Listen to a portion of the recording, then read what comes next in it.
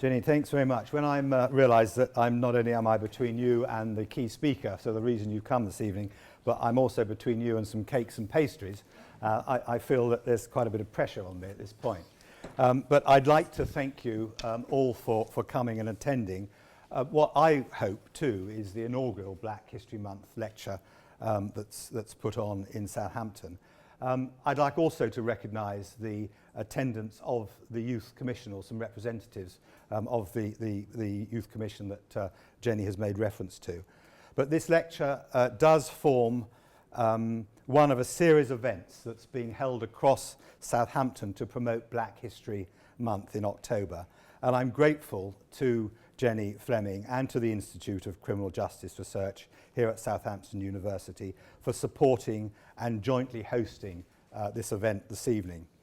I very much hope that it will be the beginning of a partnership that can provide further opportunities for the Office of the Police and Crime Commissioner to combine with the Institute and with the University, not only to work together to develop policy, but to host similar lectures on topics of interest in the future. Now, Black History Month gives us an opportunity to experience a variety of events, intellectual, musical, theatrical events that showcase the value and the richness of living in and embracing a multicultural society, and particularly the contribution made by Black and African American communities, not just here in Southampton, but across Hampshire and the whole of the UK. Black History Month is an opportunity to remind communities here in Hampshire that we want to develop trust and respect within BME communities right across Hampshire and the Isle of Wight. So across our society, I want to see ignorance and prejudice replaced by knowledge and understanding and growing community cohesion. And as the Police and Crime Commissioner for Hampshire and the Isle of Wight, I represent all members of our communities, regardless of faith, of colour, of age, of disability, or sexual orientation. And as Police and Crime Commissioner, I have responsibility to maintain the efficient and effective policing across Hampshire and the Isle of Wight. Within my role, I've made a commitment to ethnic minorities, including Black and visible ethnic minority communities, to represent them and their views equally with those of other sections of our society. And to do this, I'd like to see more ethnic minority groups working for the police service so that we can understand what the main issues are and address them together. The Chief Constable shares my view that the police service across Hampshire and the Isle of Wight must reflect all the communities served, and that the police service must also recognise cultural differences. I want to promote diversity and multiculturalism within the wider criminal justice system. For me, consideration of these matters is therefore not just for the month of October, but an holistic part of my policing plan. It concerns me that the current numbers of BME staff employed by the constabulary is just 2.3% of the entire workforce. This is why I've set the constabulary a recruitment target to increase the number of Black and ethnic minority individuals working within the police family. This includes police officers, police community support officers, police staff, police special constables, and the many, many volunteers who work within the police organisation. I've set a tough target for the constabulary, and I recognise it cannot be met unless we work effectively with members from ethnic minority groups. So I'm interested to know why the number of BME staff is so low. Is it due to cultural differences? Is it down to the lack of confidence and mistrust in the police? Whatever the reason, I feel we must do more to address this issue and remove whatever barriers exist. So I'd like to just conclude by reminding you that the theme of this year's Black and History Month is justice. This year is also the 20th anniversary of the senseless and awful murder of the teenager Stephen Lawrence. whilst it is time for us to work together to avoid such tragic situation occurring in Hampshire, it is also time to celebrate some significant milestones and anniversaries involving people from BME backgrounds. This year is the 150th anniversary of the Emancipation Proclamation of 1863. That is the end to slavery. This year marks the 50th anniversary of Martin Luther King's March on Washington and his I Have a Dream speech. And I've said this year marks the anniversary of the murder of Stephen Lawrence. Some perpetrators have been brought to justice. Hopefully others will. And it's often forgotten the huge contribution black people have made through creative inventions to assist society in our everyday living. We remember Garrick Morgan, who brought us the first mechanical traffic lights. We remember Thomas J. Marshall, who created the first fire extinguisher. We think of Alexander Miles, who has literally saved us miles with his invention of the elevator, the lift. And there can be no student, I would suggest, of my generation who isn't grateful to Morris W. Lee, who helped us keep body and soul together by inventing the pressure cooker. Who doesn't use, at least on a weekly basis, an ironing board, created and invented by Sarah Boone? Who hasn't already today, or will later on this evening, used a remote controller device brought to us by Joseph N. Jackson? And then there is Otis Boykin, who must have saved thousands, if not millions, of lives through giving the world the pacemaker. To these and many others, society will be always grateful. I'd like to welcome Professor Simon Holdaway. I'd like to thank you for supporting Black History Month and being prepared to deliver your lecture to us this evening. Professor Holdaway is himself a former police officer. He is Emeritus Professor of Criminology, both at Sheffield University and University of Nottingham Trent. His lecture is of particular interest because he's going to discuss the issues of BME recruitment in the police service. So, ladies and gentlemen, it is my privilege to introduce to you Professor Simon Holdaway.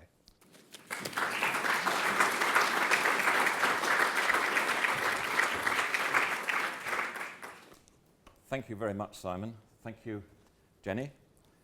Thank you all of those that Jenny mentioned. And thank you all for coming. We'd have been in trouble if you hadn't. And please stay for the lecture. Simon Holdaway is in Southampton, and it's Black History Month. Holdaway, I'm sure you know, is a Hampshire surname. My father was born in Old Basing, and his father, my grandfather, was a police constable in the constabulary. Detective Chief Superintendent Cyril Holdaway is quite a famous Detective Chief Superintendent from Hampshire Constabulary. Not my father, as far as I know. And he was very prominent during the 60s and 70s. He appeared, as Detective Chief Superintendents did at that time, on the front page of national newspapers, as if in Sherlock Holmes style, when investigating murders and, in his case, IRA atrocities. So in some sense, I identify with Hampshire. I also, I'm afraid to say, identify with the county of Essex. I'm an Essex boy. And my father moved there in his 20s.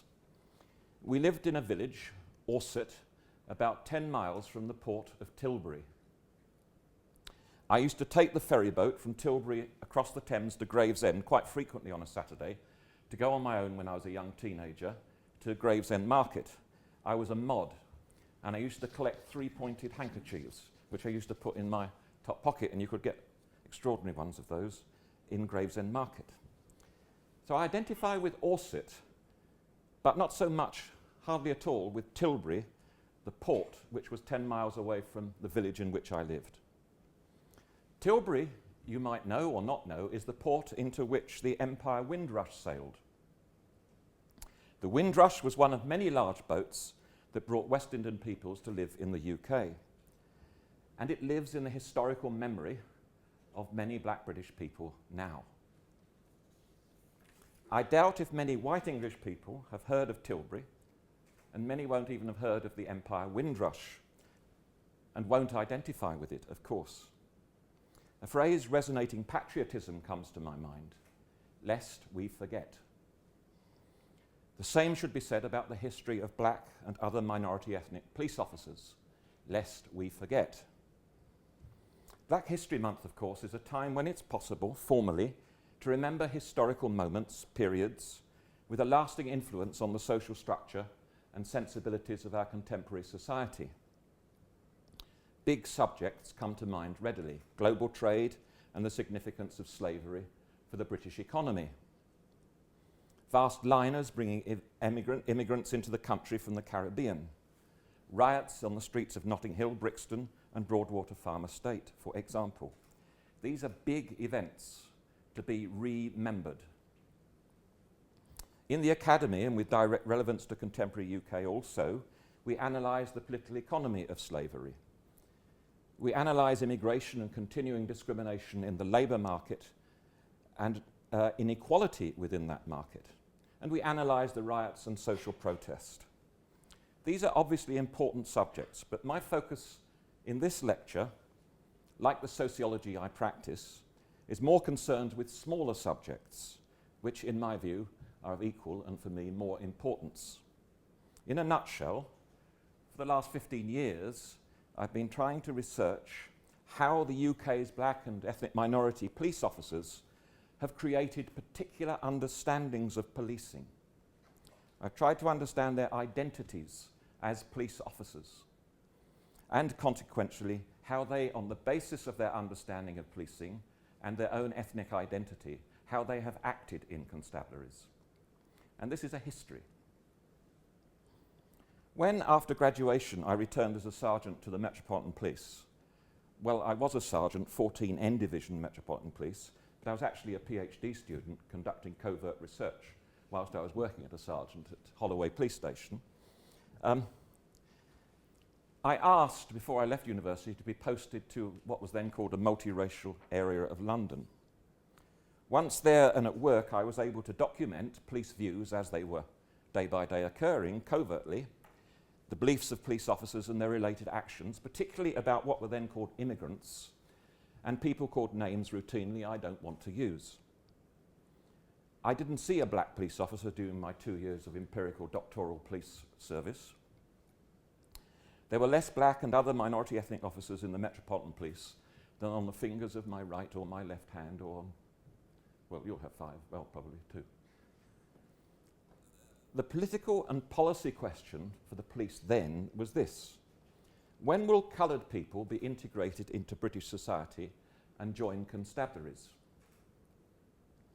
And in 1976, a rare parliamentary debate about this subject prompted the Home Office Minister at the time, Dr. Shirley Summerskill, to argue, I quote, "coloured people would join the police as immigrants generally integrate into our society," by which she implied become more like us. This was a view that prevailed for a long time, and of course it placed no obligations on constabularies. There was a view that the gross underrepresentation of BME people in the police would solve itself. But the onus was on BME people to solve the problem. If they set themselves on the path of integration into our society, they would, in time, it was thought, no policy was required, nothing more was required, they would integrate and therefore, like white British people, join the police. In an important sense, there wasn't a problem to solve. That view seeped away and changed in the mid to late 80s. To differing degrees, constabularies developed specific work to recruit black and minority ethnic BME officers. But as that happened, and it was a significant managerial change in the development of policy specifically to recruit from these minorities, nobody, including academics, searched to find black officers and listen to their experiences and to understand them as they joined constabularies and worked as police officers. Chief officers didn't even consider It wasn't anywhere in their vocabulary, the notion that they might evaluate carefully what they were doing in any area of their work, let alone this one of ethnic minority recruitment. The police did things, and the police did them very quickly. They did things really quickly. That's a big problem still, their understanding of time. It's still too prevalent. But they didn't take time and go slower and evaluate what they were doing. There was a change of view, therefore, about the mid-80s, late 80s, about the recruitment of BM officers and attempts to recruit them. But importantly, and this was what was missing, we now know that once recruited and working in constabularies, they were surviving, that is the right word to use, surviving amidst open discrimination at almost every second of a shift. In 1983, the Chief Constable of South Yorkshire had a conversation with Sheffield University's Vice-Chancellor, during which he asked if someone could look why black people were not joining South Yorkshire Police. The Vice-Chancellor, Geoffrey Sims, former Professor of Electrical Engineering at this university, he was very much like a civil servant, so everybody knew him as Sir Geoffrey. He phoned me, as that's how universities worked in those days, and he said, "Could you do something about this, Simon?" So as academics do, I changed the question which the Chief Constable had asked to be researched.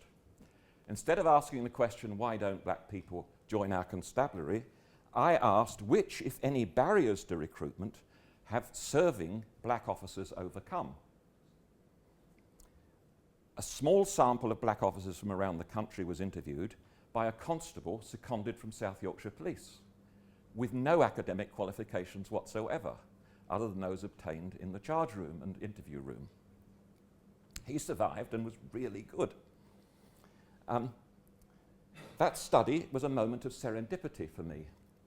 A researcher at the Home Office read the paper published from the research, and a police officer was joint author of that paper, and asked me to undertake a 2-year study of recruitment of ethnic minorities into the police. That was how it worked then.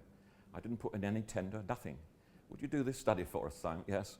So I had 2 years' worth of study. The language had changed by this time. This was in the early 90s. The interest was not in coloured, but now in black and ethnic minority people. We weren't researching officers who should, as it were, naturalise and become police officers.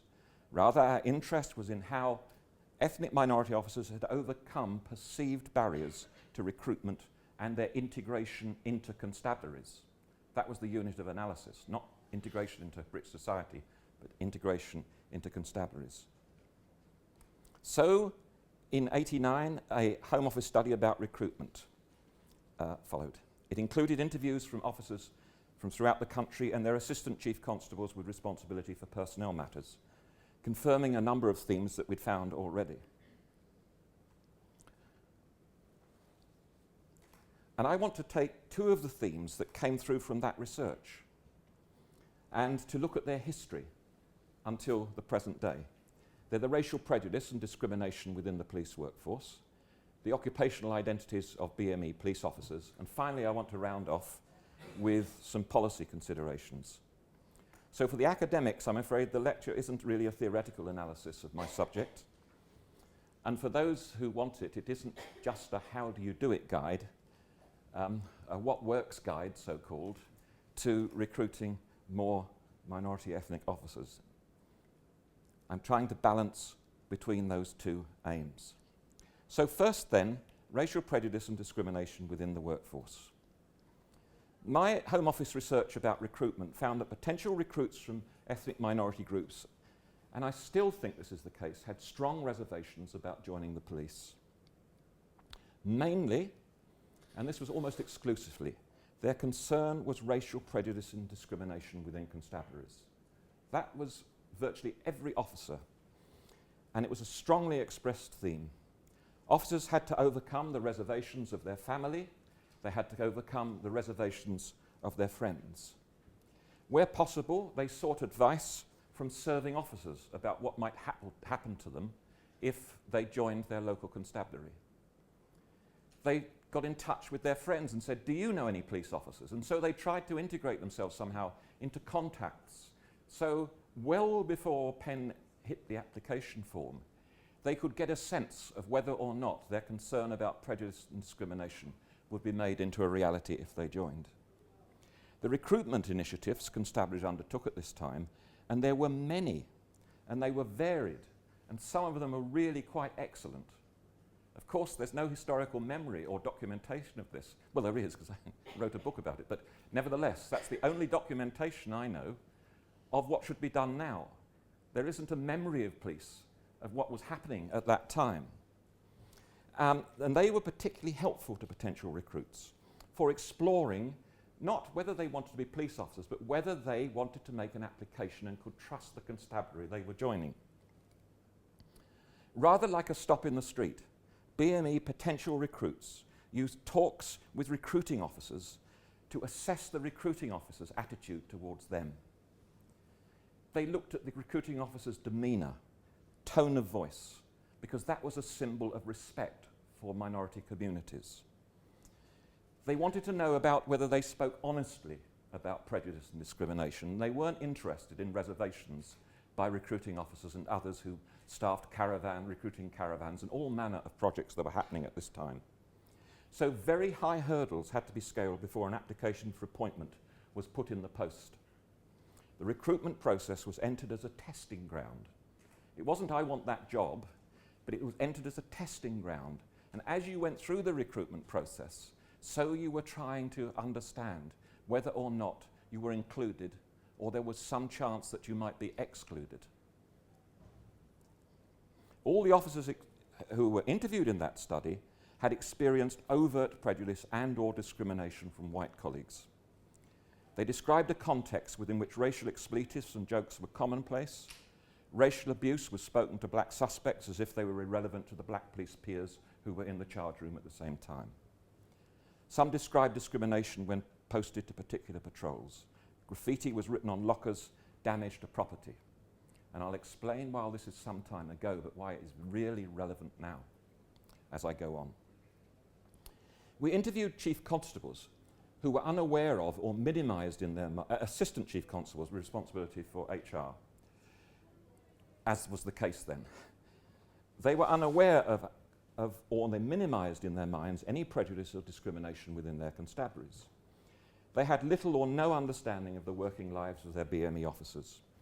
For them, police officers were police officers. Banter and joking were part and parcel of the working culture. I remember one ACC from a large metropolitan force who told me that he came from Cumbria and he'd suffered the indignity of his colleagues calling him a sheepshagger. Well, I had to put up with it, he said, so I don't see why anybody else shouldn't. It's only jokes and banter. It's part of our culture.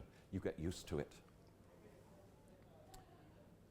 A problem was recruitment was recognised, however, and as I've said, really good, excellent initiatives were being implemented. The missing part here was that nobody thought about what happened to recruits after they'd jumped the high hurdles which they set for themselves and became embedded in an occupational culture that, incidentally, separates people into rigid categories, criminals, not criminals, and so on. These views of the views of the majority ethnic officers, white officers, and the responses of minority ethnic officers created a sharply racialised context of employment. The BME officers told us that they wanted to be police officers. They wanted to be seen by their white peers as police officers who happened to be black or Asian. But processes of racialisation created a context of work which labelled them, which categorised them as black police officers. In other words, their white colleagues put their racial identity in the ascendancy, and they didn't want that. They didn't see themselves in that way. They also experienced on the streets from good numbers of black youths some abuse for joining the constabulary and had to handle that as well. And they saw them as, first of all, black people and not police officers who happened to be black, as they wanted to see themselves. Well, that was that study. And after I finished that study, and there was incidentally a Home Office circular published from it with very clear guidance about recruitment, and I'm yet to find anybody who's read that, but nevertheless. The Home Office then said, would you do a study of resigners for us?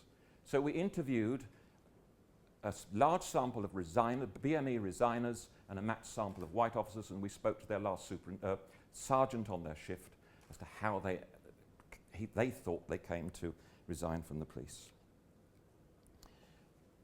I'll just talk about one finding from that study of resigners, which was that every BME officer who resigns talks to his family, talks to her friends. They talk to many people about their experience of the police and why they joined. Now, still it's the case that the front door in constabularies is open and the back door is also open, and there's one constabulary in the country where more people are leaving than are entering. More Asian officers in West Yorkshire are leaving than are entering. That does enormous damage. So if you want to recruit, you've got to think about the lesson, and I'll come on to this more, about the experience which is critical inside the police and what you do to identify somebody, and how do you identify them who may be thinking about resignation. And so what happens in constabularies, race relations within constabularies, is intimately related through resigners, but in other ways too, but through resigners, to race relations out with constabularies. And so that's another incentive to do work in these terms. In policy terms, resigners were certainly not advocates for police BME recruitment. I don't have time to go into more about that study, but instead I want to go on to the last project that I did, which was a national study of black police associations. That one was rather different, funded by the Economic and Social Research Council. In between the recruitment and the BPA study, a number of very important discrimination employment cases were made against, and they were all lost by chief constables. The Stephen Lawrence report was published. A notion of institutional racism, misunderstood by many officers who interpret the idea as a personal accusation of being a racist, was at the forefront of debate about police-race relations. Targets were introduced by the Home Office for recruitment, retention and promotion. Black police associations were formed in virtually every constabulary, supported for a time by the National Black Police Association. This new context presented an opportunity for black officers to articulate publicly their concerns about racism within constabularies. An important report, the Lawrence report, had given them permission, of course, to do that. That was very important for BME officers, and chief officers had to take notice now about their experiences. The Home Office was very closely involved, and new Labour government at that time, Jack Straw was the Home Secretary, was personally very close to the National Black Police Association. But in this 2005 study of black police associations, where we also again interviewed ACCs and or human resource directors with responsibility for BM officers, we found that now ACCs and human resource directors and chief constables were very aware of the experience of their BME officers. This was a significant change. This is part of the history that I'm documenting. And they were very keen to deal with its negative consequences inside the constabulary. I think this was an important change. Chief officers wanted to understand their BME colleagues' experience. Black police officers, however, acknowledged that overt racism, their term, had largely disappeared from constabularies.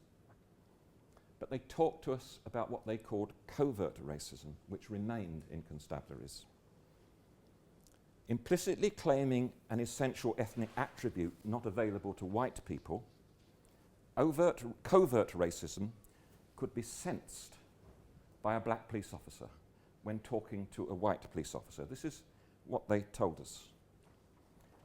And this disappearance of overt and the worry that there is something of covert racism in constabularies was also found by Professor Tim Newburn and Dr. Janet Foster's research, which documented the impact of the Lawrence report sometime after the recommendations were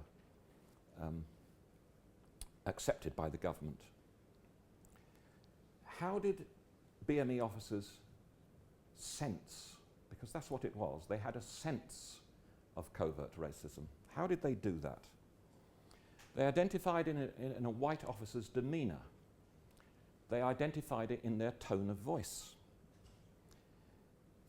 They identified it perhaps in a question that a white officer asked them, Where were you born? Do you speak another language? They identified it in stories about promotion boards, where BME officers were asked more rigorous questions than it was thought white officers were asked. They were concerned about what white officers were saying about them when they were at home, when they were together patrolling as white officers in a police car. Could they trust what the absence of covert racism? Could they say, well, that has made a massive change? No, they thought, they worried about covert racism. And there was a suspicion that chief officers were demonstrating what they called a tick-box approach to management, worrying about whether there was a lack of commitment to real change for BM officers within constabularies. Crucially, I think, BME officers didn't assume that they could trust their white peers. And of course, trust is a fundamental assumption of human relationships, including relationships with work colleagues. BME officers, however, suspended such trust in their colleagues until they had satisfied themselves about covert racism and could therefore trust their white peers. Now, that is a distinctive feature, I think, of their understanding of relationships to peers. They wondered about colleagues' real attitudes, what was said in private, as I said. So they agreed that overt prejudice and discrimination had lessened very significantly.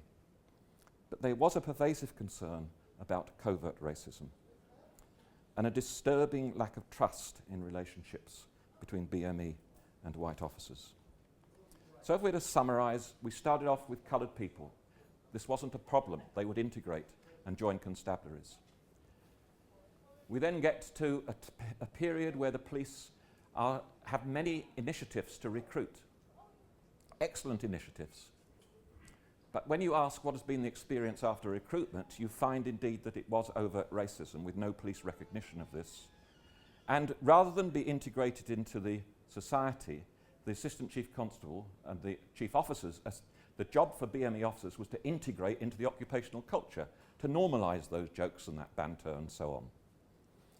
Then we've found that as time has gone on, overt racism has diminished and covert racism, so BPAs say, has become prevalent. And all of this has given BME officers an important role, has put them in the ascendancy when identifying racism in constabularies. So let's move on to the second theme, which is the occupational identities of BME officers.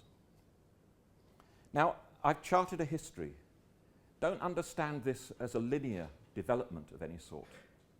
The past, and I'll come on to this time and again now, that past I described, although it has gone, lives in the present, in an institutionalized history of racism in the present. So I'm not describing changes that somehow can be segmented, but they merge together in the present in what I call an institutional memory of racism. And that's important for present-day policy, as I'll come on to say. Within this context that I've described, covert racism, lack of trust, BME officers have created distinct occupational identities. As I said, in the early 90s, we learned that BME officers regarded themselves as police officers who happened to be black people. At work, however, white colleagues categorised them as black police officers. Their identification as black, whilst they were at work, was in the ascendancy constantly. On the streets, the same identification was often reinforced by black youth. They couldn't get off the stage, even though they wanted to, very frequently.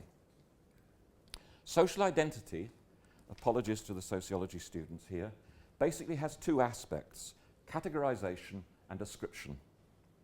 Put far too simply, I would say that, wouldn't I? Identity is a dialogue between how others view us and how we view ourselves.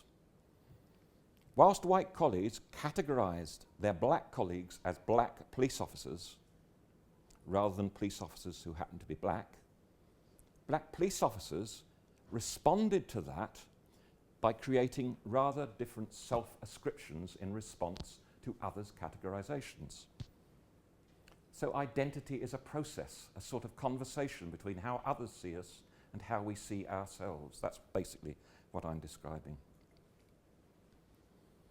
Some of them rationalize their situation by saying, well, we've always experienced prejudice and discrimination. We've joined the police. What's changed? That's how life is like for us. And they were resigned. That was the smallest number of officers. Others said that they could tell when their white colleagues were venomous. Some jokes were just benign jokes and banter, and they would ignore it. But when they sensed that there wasn't, that their colleagues weren't being benign, then they would intervene and stop them. And others turned jokes and banter on its head and told jokes about white police officers and challenged with the humour and banter and turned it on its racial head, as it were, and told openly, don't talk to me like that. So there were various responses. We're not talking about autonomans who just respond in one way. Human beings are creative, and there were these different ways. Now those identities there, or rather those understandings of oneself, were documented during the recruitment research.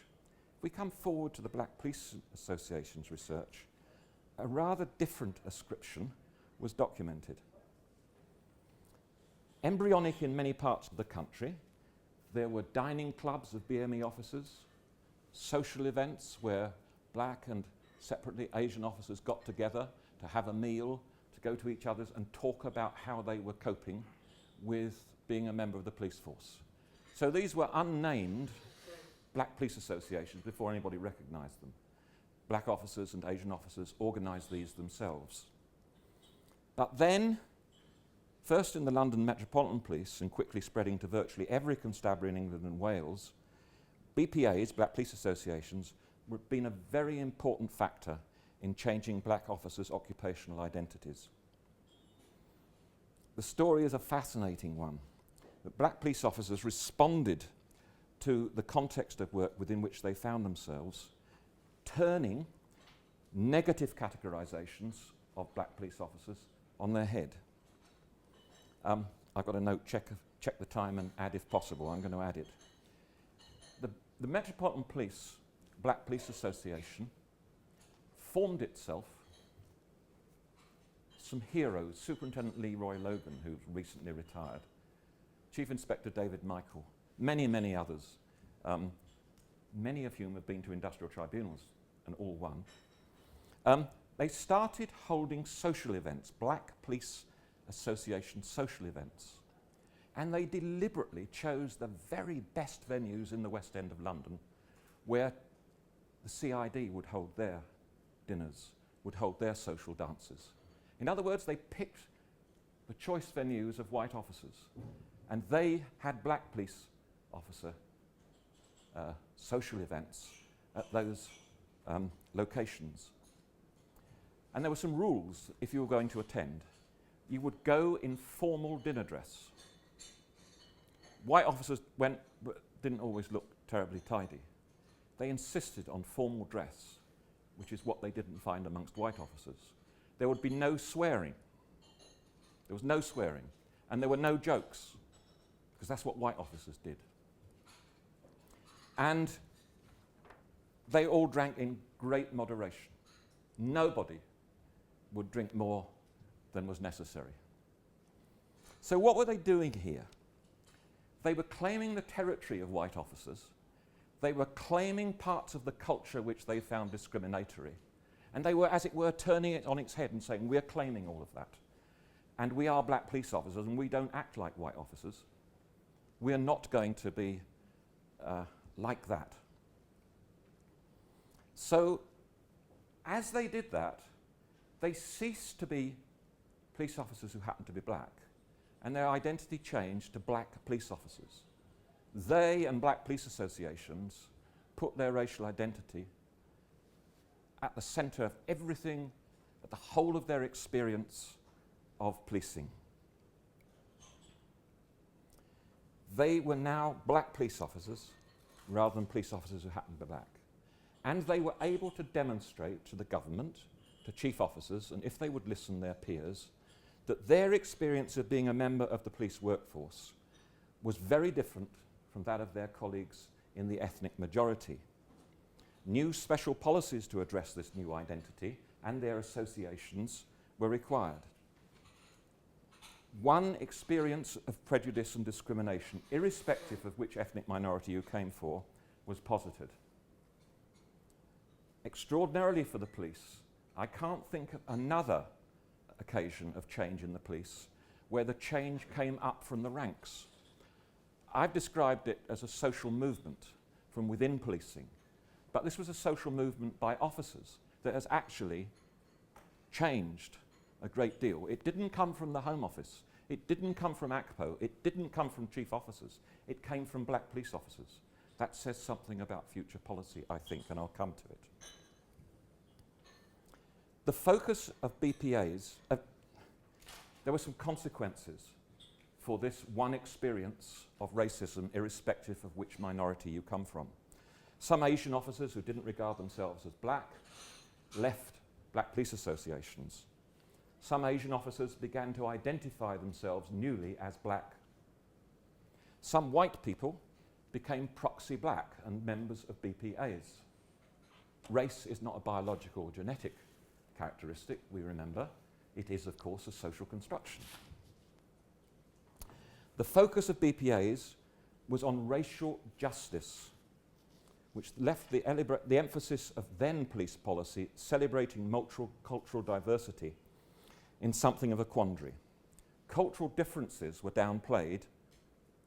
The focus was upon racial justice. And that led to the formation of Asian, Muslim, Greek, Cypriot, Italian, Jewish, you name it, police associations, creating an often unrealized tension between policies of racial equality, which are based upon racial justice, and policies of multiculturalism, which are based on diversity and which actually are in real tension one with another, and you have to make up which one how you're going to deal with that. Incidents of perceived prejudice and discrimination were now no longer the concern of one or a small number of police officers. BPAs now represented a movement, now represented the experience of a significant group within the workforce, a group, importantly, that could now damage a constabulary's reputation if they went to the press. An organisational eye, as it were, had been created, which was kept on police conduct. And this could be very difficult for chief officers, not least when faced with suggestions of covert racism, which, of course, by definition, chief officers couldn't understand because they were white. And I don't know what you do about that if you're a chief officer faced with that kind of accusation. It was very difficult. So we've seen a change in the occupational identity of many BME officers. We've moved from black police officers who happen to be black or Asian to black and Asian police officers. We've documented different responses. BME officers are not passive victims of what they experience in social science doesn't use the word creativity enough. It's all too much about determinism. But they're not passive victims. They created identities. BPAs were extremely important. And then, so they became black police officers with one experience of racism and discrimination. That led to other police associations, different sorts of ethnic identities being formed. And all of this gathers into the institutional memory, which is living in the present.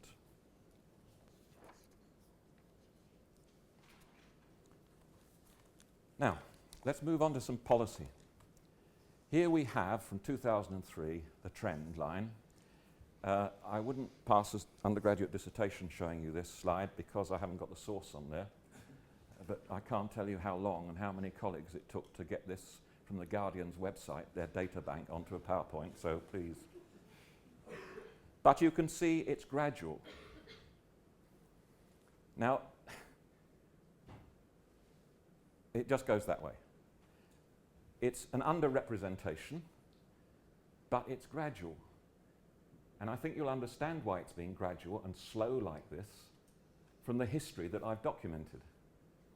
And please don't anybody expect that graph to change much in the next 5 to 10 years. That figure to change much for the next 5 or 10 years. That has been the way in which it's gone. I'm going to get myself terribly in trouble with this. And this is the makeup of the police strength of different ethnic groups. The figures are misleading because they're percentages, I think, of the strength, but The Guardian doesn't go into that kind of thing. But I don't want to play with figures because I think the situation, in a sense, is too serious to do that. Anyway, so let's move on to the policy considerations. There was a long, slow development there. You just saw that. Hardly any, if any, police policies about race and ethnic relations have been related at all to concerted strategy within constabularies. Long-term strategy. There's a very noticeable aspect of all police policy which focuses on the short term, on immediate subjects, on last month's crime figures, on this week's problem. It's all about targets is the latest one, and that'll soon go out and it'll be something else. Integrity will come, and so on. What is noticeable, that, and I was a member of a police authority and had a great deal to do with, I saw a lot of policy documents. I can't remember one strategy to deal with anything over 5 years or 10 years. There's a very short-term view. Remember I said that police understandings of time are very particular, and they're short-term. This is rather different understanding of time than the more considered, reflective analysis of data and building those data into a long-term strategy. Careful reflection, an appreciation that present work might not bear fruit for months and usually years ahead. I'm very used to chief officers coming and saying, this last month we had X% reduction in burglary. Well, so what? Yes? It's good, but so what? What's the trend, for goodness sake? What's the long-term trend? That's what matters, not last month. Could just be that. Off we go. So, in constabularies, time is now, fast-flowing, to be controlled, to produce results quickly. This careful reflection I'm advocating is not present, and I think you have to do that and develop strategy. That's the first thing in policy. Develop a long-term strategy which will not deliver for you in the next 12 months and possibly 2 years, other than that very slow trend that you've seen. When strategy has been developed for BMA recruitment by the erstwhile National Police Improvement Agency, for example, there's very glossy brochures on the web from the National Police Improvement Agency for a strategy. Of course, it failed to engage chief officers. The lower down the police hierarchy you go, the more the officer has autonomy, more freedom from policy. So if chief constables weren't engaging with NPIA strategies, you can't expect any other officer to engage with them at all. Lower ranks certainly didn't engage with the NPIA strategies and charts and management things and this, that and the other that they developed. Incidentally, we discovered a particular police approach to policy through looking at police-race relations inside the constabularies. I think that police-race relations are a litmus test for much wider trends within policing. And that approach, which I found in police BME recruitment, I think is you can widen out. It's a litmus test, race relations. That's why another reason it's worth looking at, because it tells you a great deal more about more general aspects. Now there is no, despite what I say, there's no reason whatsoever in principle for BME people not to join constabularies. But the number, as I've argued, will be gradual and slow. That has to be accepted. That has to be accepted. At the moment, some constabularies are giving other messages out. But I think that has to be accepted, and it's the job of the chief officer team to manage the communications about that. And so they shouldn't be talking about results. They should be talking about the situation they're in, and that's why they've got communications professionals, and how they're working in the long term, and why that is the case. Now, I don't only think that's honest, but I think that's prudent to do that, because that is how I think it's going to be.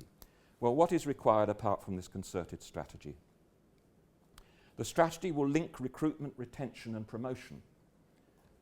The resigners research I told you had implications for recruitment.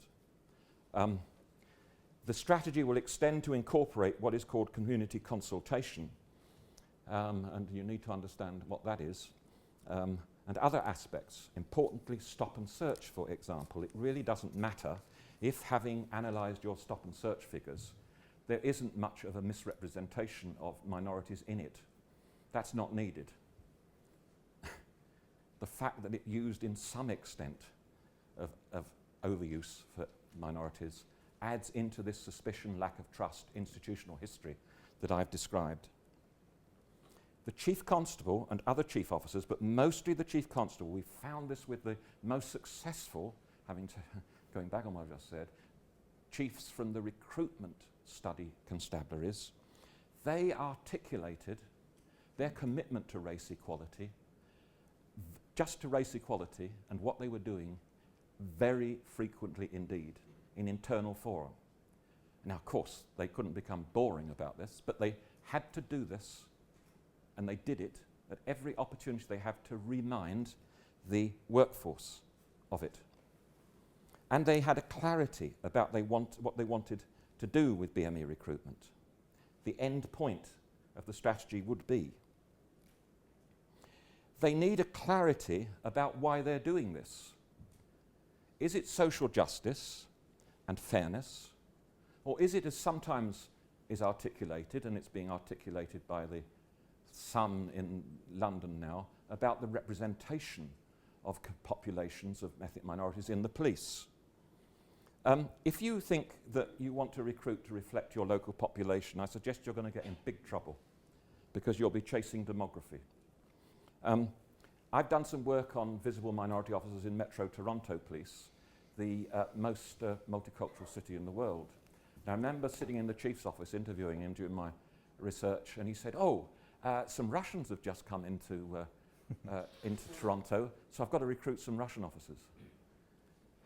And so he would go on and on and on. When I interviewed his visible minority officers, they weren't in the least interested in this. They wanted justice and fairness.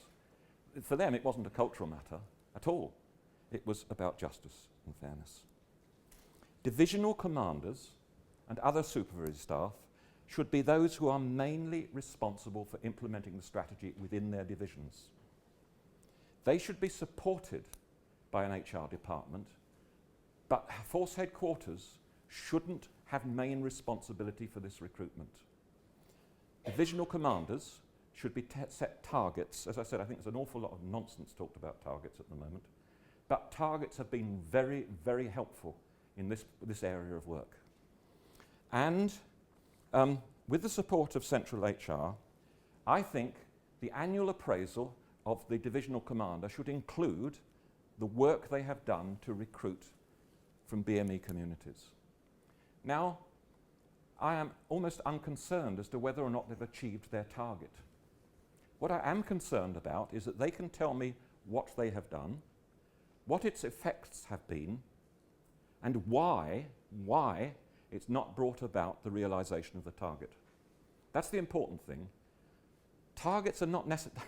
Well, we try and meet them, but the more interesting thing is if you've tried to meet them and failed, and you can explain why you have not been able to realize the target and can adapt your action.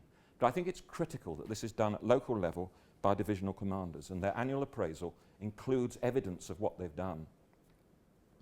Targets, as I say. You need to check and recheck the recruitment process. As part of Nottinghamshire Police Authority, we had a recruitment drive of this sort. We found, having checked it, that the recruitment process wasn't sound. And we had to check it again, even though we thought, all of us thought, it was fine. It wasn't.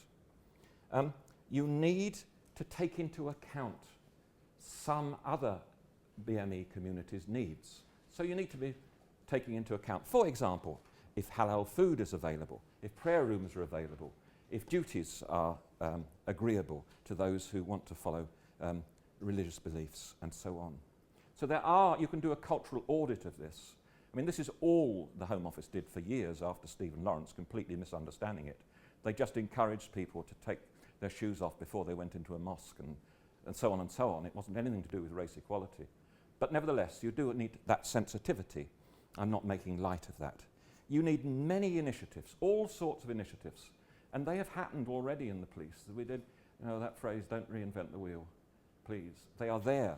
In schools, in universities you need to work, in neighbourhood groups, in community associations, further education associations. You need a police path, like Nottingham Trent has developed a police path. You need mentoring in-house. You need a sort of buddy system for those who have joined. You need to, sergeants need to just casually, how's it going? Any problems, any jokes, anything, sergeants need to check out their BME officers, not slavishly or with political correctness, but just check out the racial dimension. Because if you lose that officer, you've lost more than just that one officer. You've lost a great deal. Sergeants need to be savvy about all of this. And when people do resign, you need to have very extensive and deep-running exit interviews and act on those. And so these are some of the things on my to-do list. And you need to do this year in and year out. I want to emphasize again that BME recruitment is not a short-term initiative. But for fear there's any cynics in the audience, I am saying that it can and it should progress. But you have to have this relentless approach, I think. My diagnosis is not a terminal one in the least. We know a great deal about what you need to do. Nothing actually new is required other than drawing on what has already been done. I recently accepted a really welcome invitation from students on the 2013 Senior Command course at Bramshill. These are chief superintendents, many of them are now assistant chief constables. They asked me to speak about police-race relations. It shocked me when I learned that these who were going to be assistant chief constables, deputy chief constables, my session was the only session on race relations for them. The course, I have to say, is under review now. But that, last year, was the only time, and the students themselves, rather than the staff, organised the session. The next morning, I talked informally to some BME officers on the high potential course from a good number of constabularies, and I asked them about the subject of race relations within constabularies. How was it addressed on their course? It wasn't. And their staff had told them that there wasn't any research about it, so they couldn't help them particularly with it. But they needed to sort it out anyway. So I asked them, how on earth has this situation arisen? And they said, and these are superintendents I'm talking about, with more than a hint of cynicism, they think we've done it. Police-race relations, the police have done that. It's done. No long-term sustained thinking. They'd done it.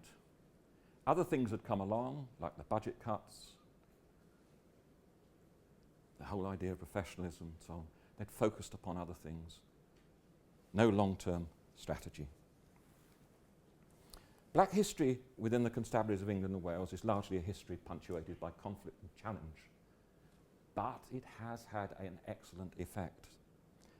External events and organisations, I fear, well, I don't fear, external events and organisations have often been the things that have moved change forward, as has the work of many BM officers, who have been, as in my view, more influential than chief officer teams in this area of work. The study of history requires us to understand events, trends, ideas with a long-term perspective.